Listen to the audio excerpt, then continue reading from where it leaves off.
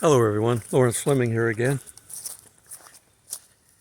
I was trying to wear my brain out, I guess, thinking about all the things that God has to have had planned and know about in order for all the things in our life to happen the way they do.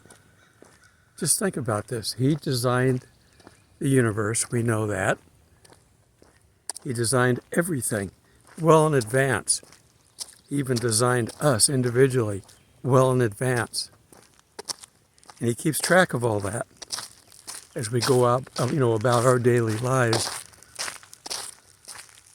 He's just watching everything, making sure that everything checks off the way it was originally designed. He planned our entire world for us to develop in. That's how awesome, when you use the word awesome God, like when we sing it in the song, you really have to understand just how big a word that is. By understanding just how big a God it applies to. So if you want to wear your brain out, just try to think of all the things that God has to keep track of. The billions of people on the earth, all the sands of the sea, the hairs on our head are numbered. All these things God has to keep track of. It's amazing. If you're watching this and you're by chance not a Christian, God has you watching this for a purpose. He's reaching out to you to let you know He loves you. He wants you to be part of the family of God. And all you have to do is to accept His Son, Jesus. It's that simple. There are two paths. Part of the country or part of the world is going to go to heaven and the other part's going to go to hell. God does not send anybody to hell. Everybody has a choice. The thing is you've got to decide whether or not what you believe is right. The world will tell you that there is no heaven, and it even may tell you there is no hell. That this is it. Live the best. Live the ecclesiastic way. Party on because tomorrow doesn't matter. I'm paraphrasing, but it's all vanity. Everything on this world is going to eventually be destroyed. Everybody you know is going to die an earthly death, including you and me. But that's only the first death. It's the second one that we have to fear. The death that prevents us from going to heaven. We're running out of time on this earth. This earth is, once the tribulation starts, it's basically 7 years. That's not a very long time compared to how long we've been here. You need to make up your mind. Decide who you're going to follow. You're going to follow Satan to hell and beyond. That's not a smart choice. People, for the most part, are smarter than they think they are. But they've been lied to so much and they believe the lies. You need to stop believing lies. Anything that you believe that does not take you to heaven, you need to look into. Figure out who's right, who's wrong. If I say something and you're not sure about it, if I don't give you a scripture, look up what I said, see if you can find it. So far right now, Google is your best bet for looking things up. They haven't started hiding the lies. They may filter you. I may have trouble getting my videos up here in a little bit. And I have some problems. I can't say certain words because those will be filtered. So I can't directly attack Satan and what he's doing on this planet. But I can allude to it. And you, for the most part, know what I'm talking about, even if I use funny words or different words, or don't use somebody's real name so that I can keep talking about them. God wants to reach out to everybody. If there's somebody you know who's not a Christian, keep talking to them. Do it gently, because eventually, if their name's in the book of life, eventually they're going to get to the point where they're going to want to talk to somebody who they believe is a good example, a good Christian example. You need to be that person. So you need to make sure that they're not afraid of you, or they're not intimidated by you, or they don't want to get hit over the head by the 25-pound family Bible. They want someone that they can trust. So you have to be that person. We're told to take the gospel to everybody, to the whole world. And in these end times, it's going to happen one way or the other. We're either going to reach them, or the angel that's going to travel around the world is going to reach them. Nobody will be left.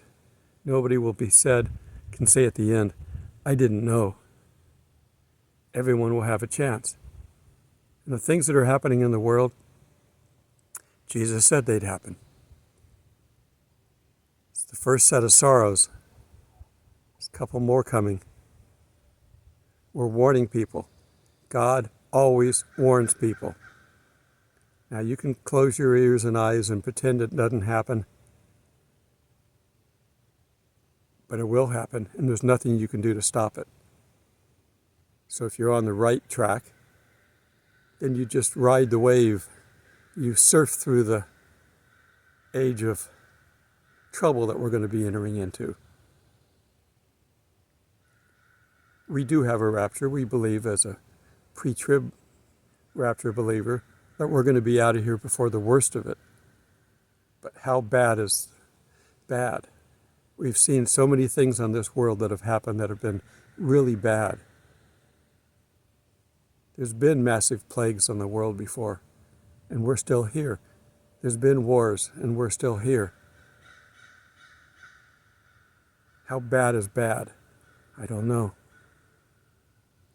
He doesn't want us to suffer any more than necessary. And the only reason we're going to be down here and be part of the suffering is so that we can help bring some people along. For everyone that was pulled out of the rubble in Turkey, there was at least one brave soul willing to crawl through there and pull them out. So we have to do the same thing. We have to be brave. And we're going to be pulling people out of harm's way. So you maybe need to practice on easy subjects. Getting someone to stop going to a pub and going to church would be an easy way to save somebody. Now, it doesn't mean you have to go to the pub. Maybe you meet somebody who you invite to church, and they keep making excuses, and they keep going to the pub during church or on that day. Why? Because there's maybe a game on, and they go there and they drink and watch the game. Well, eventually, there will be enough trouble in their life that they're going to ask you about your life. You need to have that smile glued on your face from inside. You don't glue smiles on from the outside, and you be Mr. Potato Head. But if it's on the inside and they see it, they're going to want to know about it eventually. Just be there. Don't make them feel uncomfortable. God will do that. All right, I'm going to stop this for a bit and go get some lunch, and I'll be back. Well, I had a good lunch, so I'm just out walking around. This is going to just be a collection of videos as opposed to one long hike. I hike down to the river like I normally do, but now I'm up at the visitor center. I'm trying to get a video uploaded from here as much as I can, and then I'll probably drive down the bottom of the hill to go to get some gas in my car.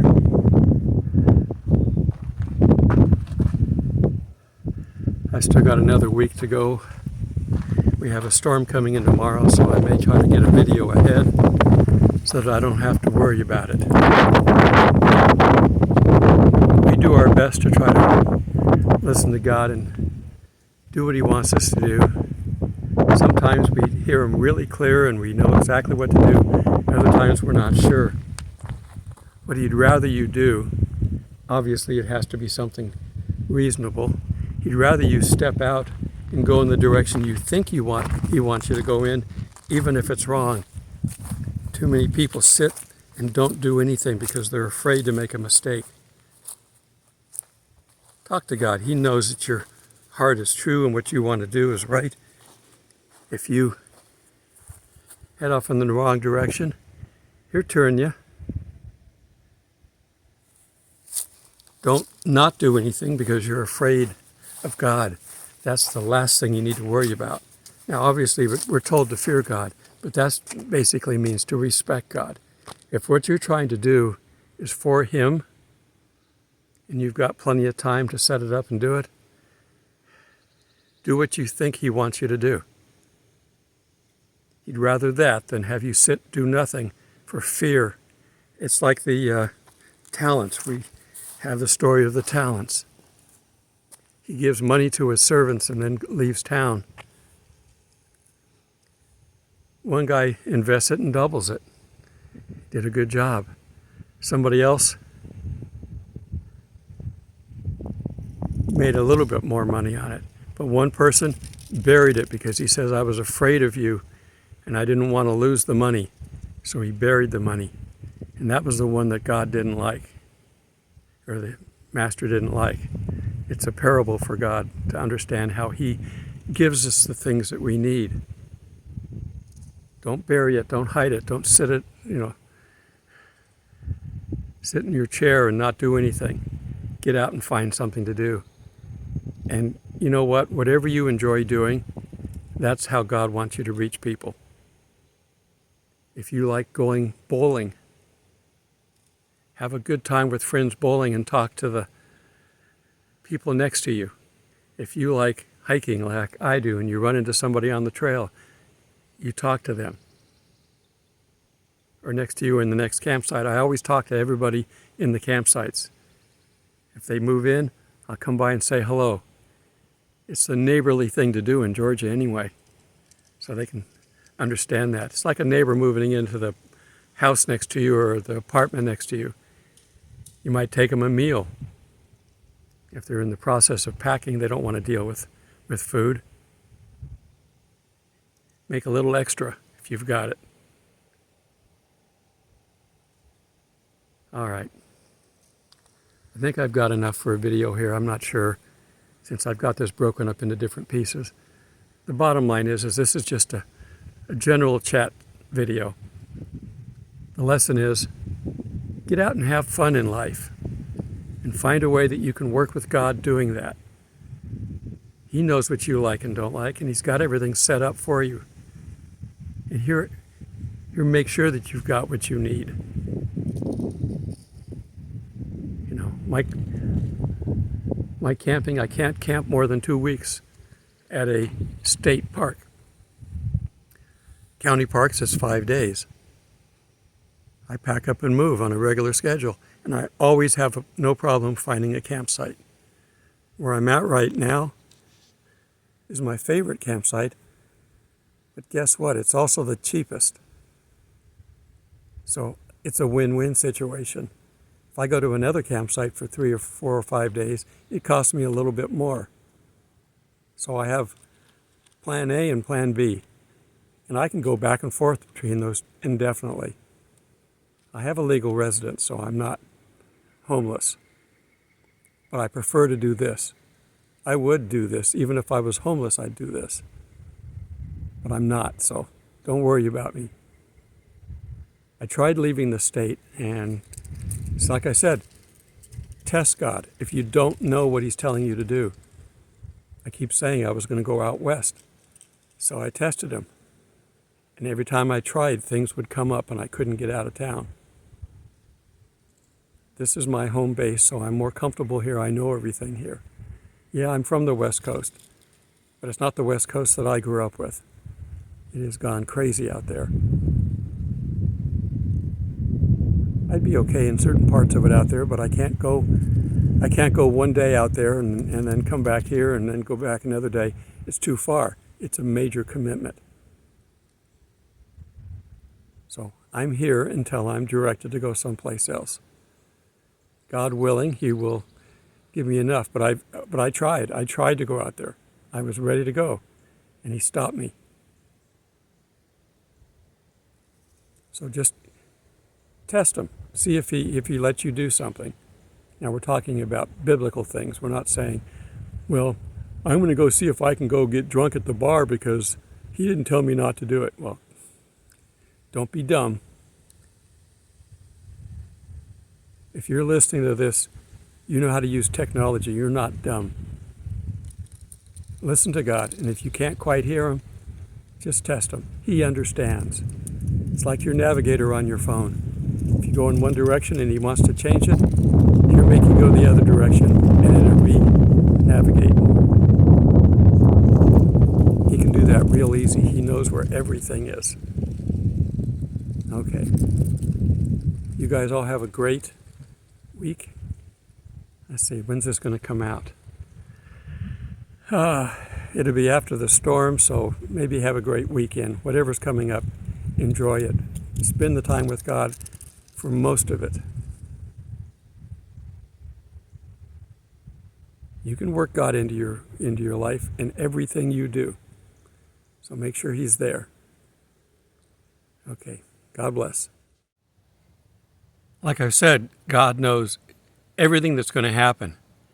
How many times have I read through the comments on my videos and you've said something like, I was just reading that, or I was just talking about that, or we just studied that last Sunday, or whatever. That's how good God is. He knows the timing of each and every one of us, and He can coordinate all that together. I'm not making these videos up and putting them up here on my own. I couldn't do this. I'm letting Him inspire me to talk, and that's why when I talk and it lines up with what you've been doing, it's Him doing it. I can't do a video every day. It's impossible. When I first started doing my videos, I thought I was only going to do this for like a month because everybody was predicting the rapture at that time. Well, they've all been wrong. I think they've all learned to keep their mouth shut on that. We can have a high watch time. That's okay. I'm thinking that we got a Passover high watch because Easter's there at the same time during the week of Passover. So that's a high watch, but I'm not giving it as a date for the rapture. It's a good possible date. It would be nice if it lined up that way, but I don't think it is. But it's a high watch. So don't be surprised when things happen the way they do. When you're in the right place at the right time to meet the person that you're supposed to meet for that job interview or for that sales pitch that you're supposed to give, you know. We see these commercials and they're made up. They're fiction, of course, but it kind of illustrates this. You pull into a parking lot you're going to park, and you cut somebody off and you take the parking space. And you go inside and you yell at them maybe, or they honk the horn and you yell at them. You go inside, you go in and you finally enter the office to have the interview, and guess who your interview's with? The person you cut off. Yeah, it's fiction, but I'm sure something like that has really happened for somebody to come up with that idea. That's kind of how the world works. Now, the world will call it karma. We call it God. God has the timing for everything lined up. So be a part of it. I think what I'm going to do is I'm going to go down and get some gas in my car, so I think I'm going to do some filming on the way out. I can hear the log trucks, as I've mentioned before. I want you to see a little bit about what they're doing. I don't like it, but it's legal and it's business, but that's the way things are. They can't touch the park. That's the good news. And I think one of the reasons I'm seeing more and more animals, they're driving them out of this area. Okay.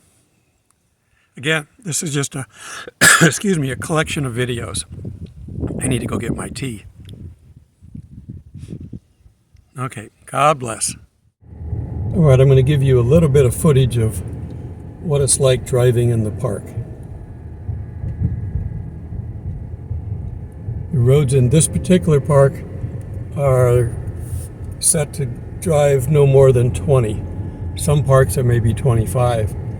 Believe me, in here you want to do the 20 because in the early morning and late evening you will have to slow down or stop for deer. It's about noon right now, so we probably won't see any out running around. There might be a armadillo, although I haven't seen anything yet. Most parks have a gate. This gate automatically closes at 10. There is a gate code to come back in. And we're now out of the park. Now this is city land, but it is still controlled by speed. And what I wanted to show you here in a little bit, coming out of the park, is what it looks like where they've gone in and started logging. There's so many areas that they're destroying around here. And they're not logging and going back in and planting trees. They're basically clearing it out completely and just leaving it. There may be a few scrub trees hanging around, but they've basically denuded the landscape.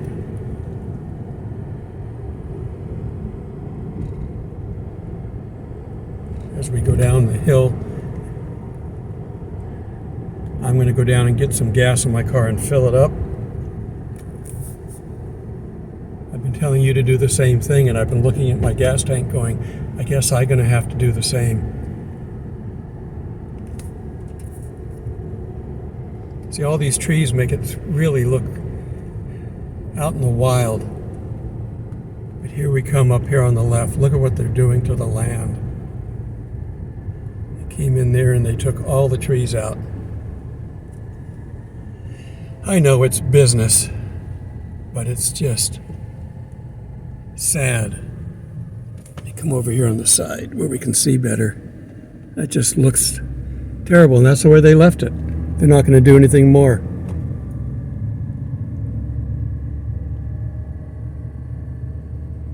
It's too bad is what man does to the environment.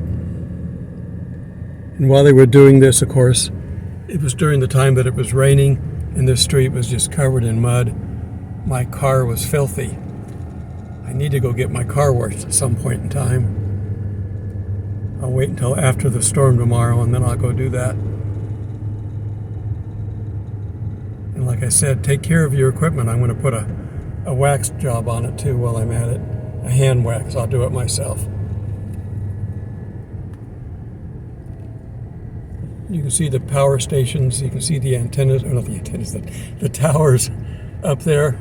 There is an antenna to the left. You didn't see it, but see, there's one of their trucks over there where they're going to load up on logs. They're doing more. See, they're doing it right there. They're taking the logs out right there. It's a shame that they can do that. And there's a whole bunch of spaces down below. So get out and enjoy this while you can.